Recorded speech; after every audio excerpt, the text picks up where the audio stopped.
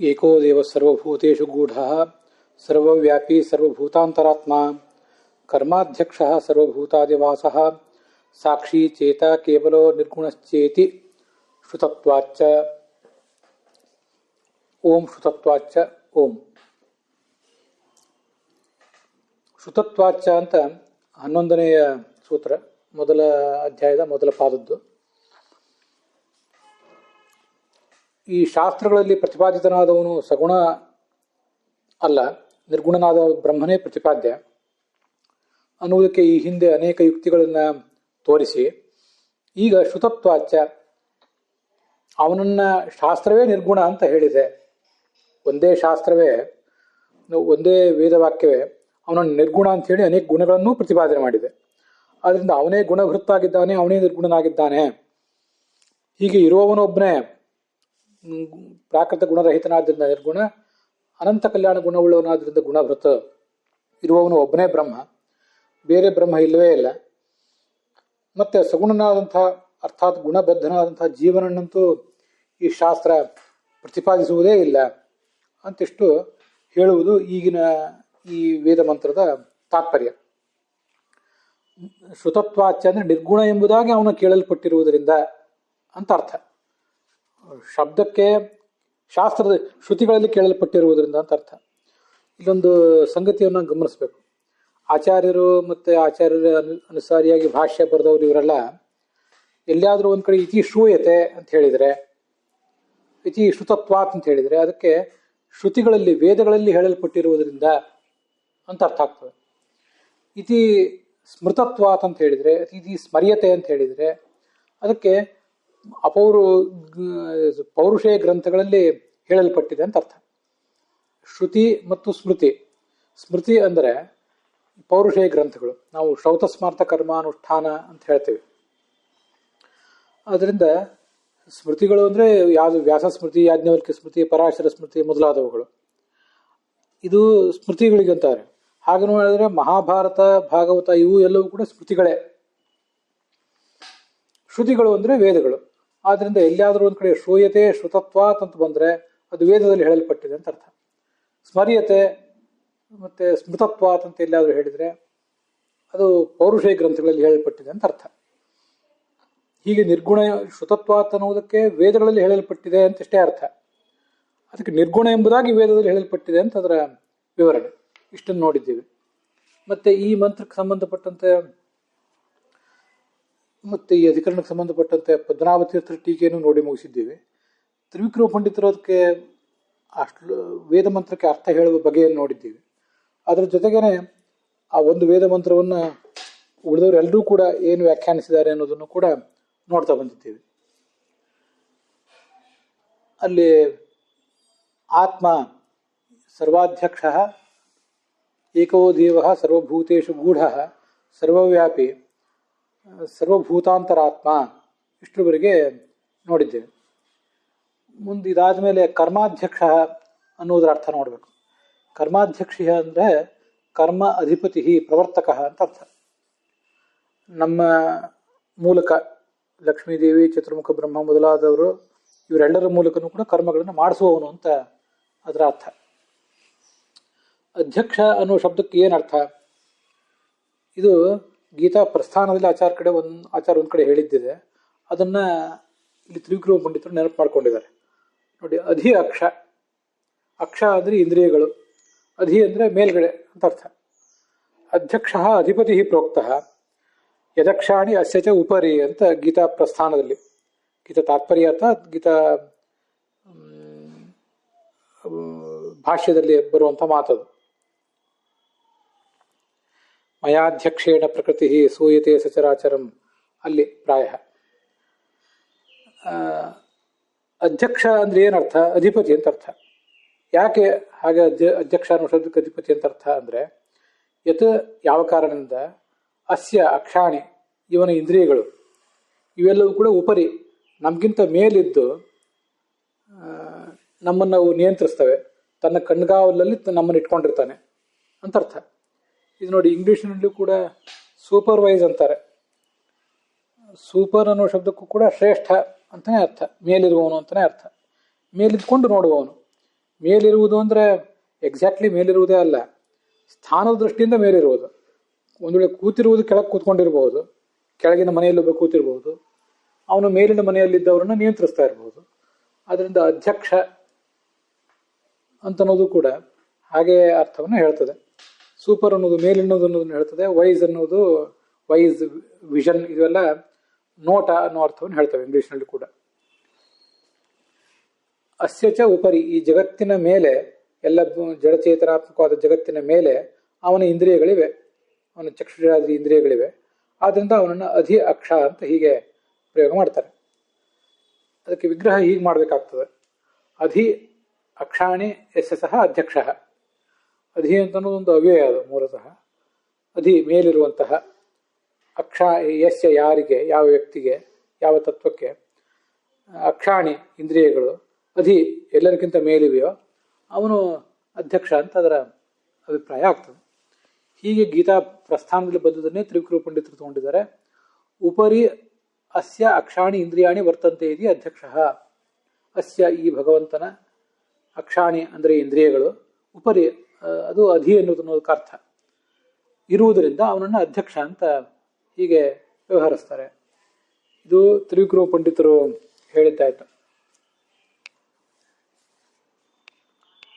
ಕರ್ಮಾಧ್ಯಕ್ಷ ಕರ್ಮಾಧಿಪತಿ ಕರ್ಮೋಪರಿ ಅಸ್ಯ ಅಕ್ಷಾಣಿ ಇಂದ್ರಿಯಾಣಿ ವರ್ತಂತೆ ಇತಿ ಅಪಿ ಅಧ್ಯಕ್ಷ ಅಂತ ಹೀಗೆ ತತ್ವಪ್ರದೀಪೋಕ್ತೆ, ತತ್ವಪ್ರದೀಪದಲ್ಲಿ ಬಂದಿರುವುದನ್ನು ಜಗನ್ನಾಥೀತಿಗಳು ನೆನಪು ಮಾಡ್ಕೊಂಡಿದ್ದಾರೆ. ಕರ್ಮಾಧ್ಯಕ್ಷ ಅಂದರೆ ಕರ್ಮಾಧಿಪತಿ.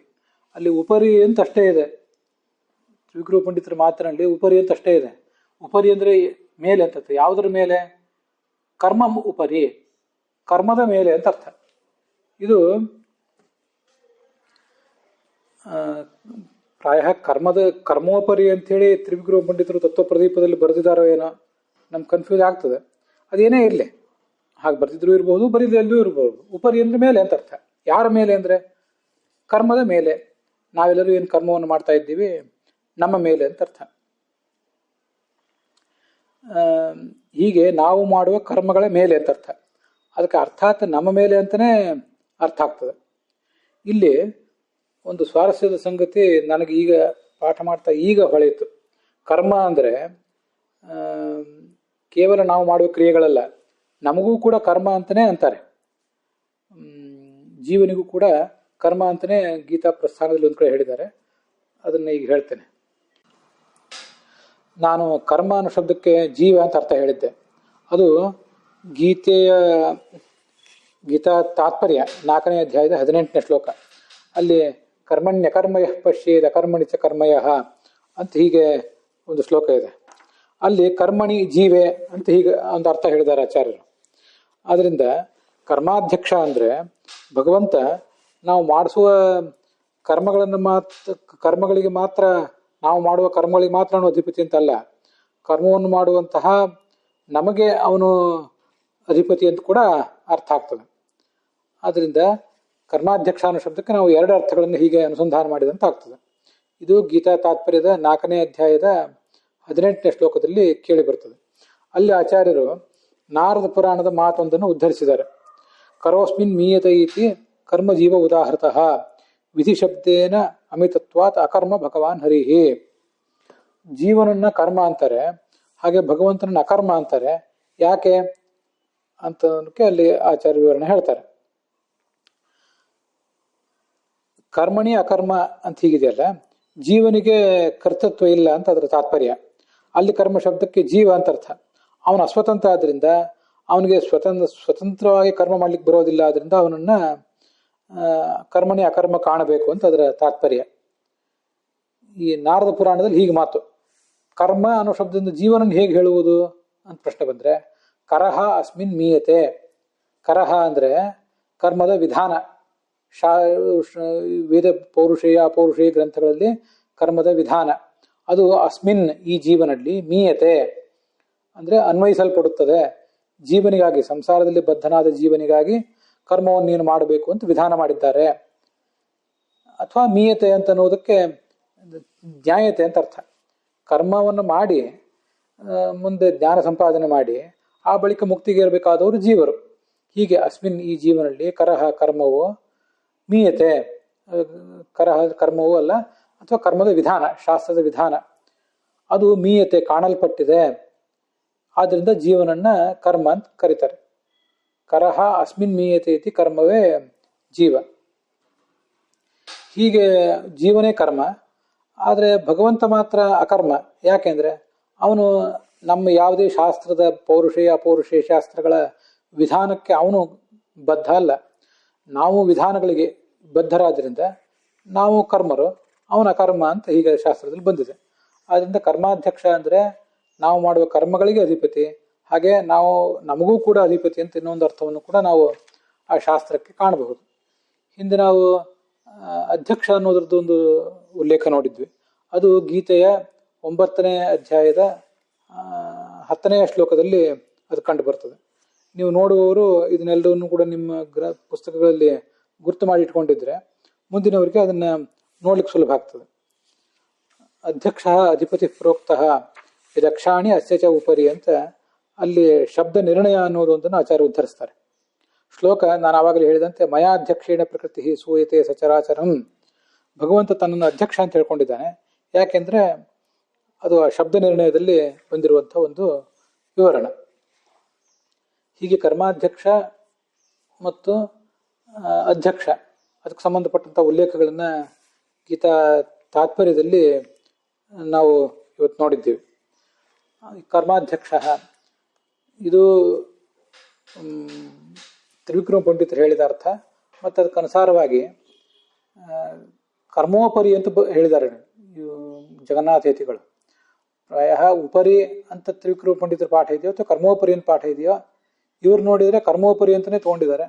ಏನೇ ಇರಲಿ, ಕರ್ಮೋಪರಿ ಅಂದರೆ ಎಲ್ಲ ಕರ್ಮಗಳ ಮೇಲೆ, ಕರ್ಮವನ್ನು ಮಾಡುವ ಜೀವನ ಮೇಲೆ, ಅಸ್ಯ ಈ ಭಗವಂತನ ಅಕ್ಷಾಣಿ ಅಂದರೆ ಇಂದ್ರಿಯಗಳು ವರ್ತಂತೆ ಇವೆ ಇತಿ. ಆ ಕಾರಣದಿಂದ ಅವನಿಗೆ ಅಧ್ಯಕ್ಷ ಅಂತ ಹೀಗೆ ಹೆಸರು ನಮಗೆ ಕೇಳಿ ಬರ್ತದೆ.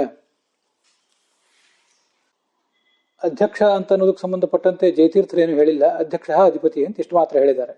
ಅದರಿಂದ ನಾವಿಲ್ಲಿ ತತ್ವಪ್ರದೀಪ, ಜಗನ್ನಾಥೇತಿಗಳು ಮತ್ತು ತತ್ವಪ್ರಕಾಶಕ ಮೂರನ್ನು ಕೂಡ ನೋಡಿದಾಗಾಯ್ತು.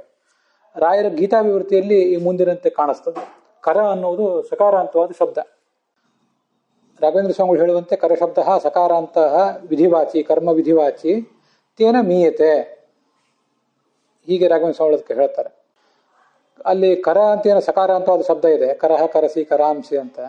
ಅಲ್ಲಿ ಉಪಪದ ಅಂದ್ರೆ ಅಲ್ಲಿ ಟಿ ಅಂದ್ರೆ ಆ ಅಕಾರ ಏನಿದೆ ಅಲ್ಲಿ ಅದು ಟಿ ಸಂಜ್ಞಾ ಉಳ್ಳದ್ದು. ಅದು ಲುಪ್ತ ಆದ್ರೆ ಕರ್ಮ, ಆ ಮಾ ಧಾತುವಿಗೆ ಮುಂದೆ ಮನಿನ್ ಪ್ರತ್ಯಯ ಬಂದು ಕರ್ಮ ಕರ್ಮಣಿ ಕರ್ಮಾಣಿ ಅಂತ ಹೀಗೆ ನಕಾರಾಂತವಾದ ಶಬ್ದ ನಿಷ್ಪನ್ನ ಆಗ್ತದೆ.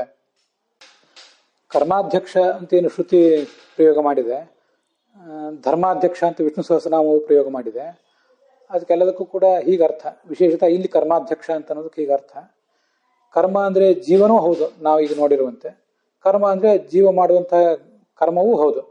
ಆದ್ರಿಂದ ಜೀವನನ್ನು ಪ್ರೇರಿಸಿ ಅವನ ಮೂಲಕ ಎಲ್ಲ ಕರ್ಮಗಳನ್ನು ಮಾಡಿಸುವವನು, ಆಯಾ ಜೀವನ ಯೋಗ್ಯತಾನುಸಾರವಾದ ಕರ್ಮಗಳನ್ನು ಮಾಡಿಸುವವನು ಅಂತ ಅದ್ರ ತಾತ್ಪರ್ಯ ಆಗ್ತದೆ.